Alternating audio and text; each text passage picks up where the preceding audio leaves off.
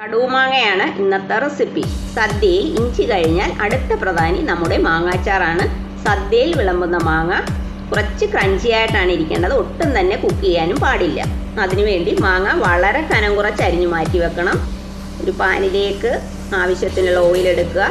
എള്ളെണ്ണയാണ് എടുത്തിരിക്കുന്നത്. ഓയിലൊക്കെ നിങ്ങളുടെ ആവശ്യാനുസരണം ചേർക്കാം. അതിലേക്ക് കടുക്, ഇഞ്ചി, വെളുത്തുള്ളി, പച്ചമുളക്, കറിവേപ്പില. ഇതൊന്ന് മൂത്ത് വരുന്ന സമയത്ത് ആദ്യം തന്നെ കായപ്പൊടി ആഡ് ചെയ്യുക.